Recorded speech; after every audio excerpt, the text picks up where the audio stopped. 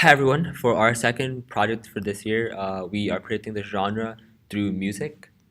So just looking at some of the problems that we are trying to answer, the first main question is how can we predict a song's genre from its lyrics? The second main problem was how can we predict a song's genre from its audio features? And third, why does this all matter and why is this useful for us in the future? Okay, so we started with roughly 380,000 songs in our data set. So you can see here a sample row. It has the song, the year, the artist, the genre, and all the lyrics.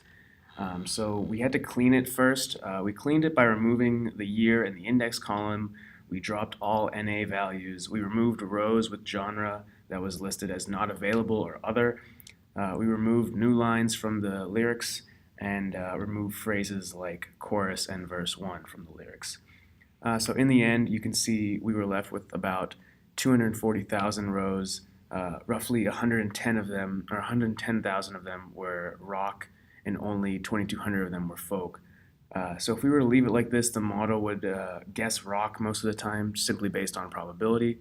And to remedy this, we sampled 14,000 songs from the top 5 genres: rock, pop, hip hop, metal, and country. And here you can see an example of a cleaned row. It just has the genre, lyrics, song, and artist in it. All right, so now going to our model for these lyrics. The two main models that we used were logistic regression and naive Bayes. And the main way that we trained our models was through text analysis, similar to what we did in class for sentiment analysis. And this entire process is reliant on multi-class classification because we were trying to predict what genre the song belongs to just based on its lyrics. So for logistic regression, we used the count vectorizer to first convert our representation of the bag of words model into a sparse a matrix. And once we did that, we got a training accuracy of 0.81, which shows that maybe our data set was not ideal, and predicting the genre from its lyrics also has its limitations in that standpoint. And when we ran our model, we got a test accuracy of 0.61 after looping through 300 iterations of logistic regression and performing cross-validation to get this test accuracy.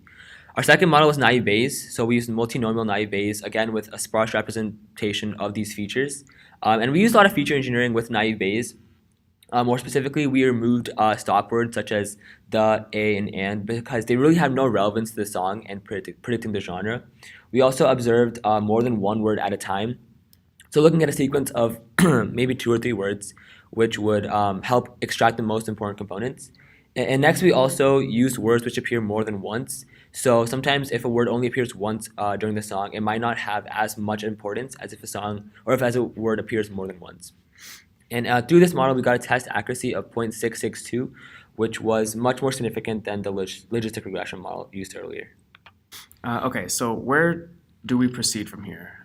So our accuracy wasn't as high as we'd hoped, and we wanted to see if we could get that any higher. So it is naturally difficult for humans, people who even listen to music all the time, to predict genre from only the lyrics. There's simply just not enough information available. And to gather more information on the songs, we decided to take a look at the Spotify API. To query the Spotify API, we first took the song name from our dataset and we searched the API. The API would then return a list of songs and then which we would match on artist to find the correct song and song ID. Then we would take each song ID and request the song's audio features from the API, and which the API would then return all the song audio features. These audio features include things such as loudness, acousticness, liveliness, so on and so forth. So the response from the Spotify API data was on this slide as shown. So the response that we got consisted of a lot of unnecessary information. Just for example, instrumentalness and time signature were stuff that were really not relevant at all to the song and really couldn't differentiate from song to song. So as a result, we did some feature engineering, doing some more research about what factors really influence the song and what really define them, and we chose the features on the right here to use for our model. So for our model, for our new features, we used, again, 5 main models. The first one was naive Bayes. Naive Bayes, to use this, we first normalized our data to make sure that they all matched the same feature scale. And this, again, this may not be the best model just because It assumes all features are independent, and in the case of the features that were shown earlier on in the previous slide, those features may not be independent at all. Second, we use random forests. So random forests are just a bunch of decision trees that are used together to get a higher accuracy. And in this random forest implementation, we used a max depth of 4 to prevent overfitting. Third, we used a MLP neural network.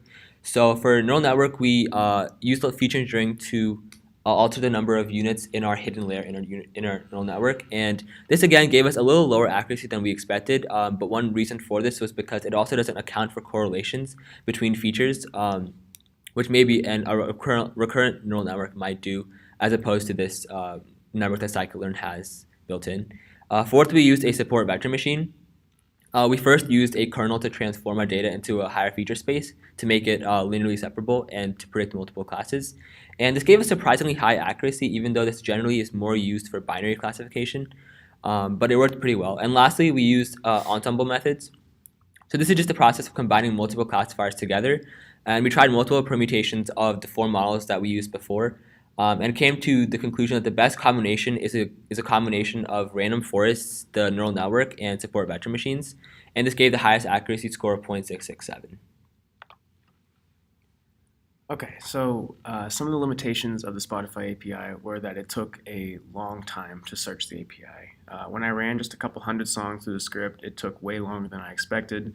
And because of the sheer number of songs we intended to search, we decided to split the work up between 2 machines. Even with about 16,000 songs each, the API took about an hour to search through them and search through the results to find the correct song. Even after that, we found that many of the songs were missing from the API. Out of the 32,000 songs that we searched, the API was only able to find us about 4,000. So why does this matter?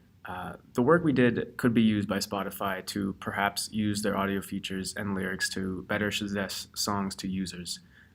They can recommend more specific songs to users since music within genres have a lot of variability. Thank you so much for listening.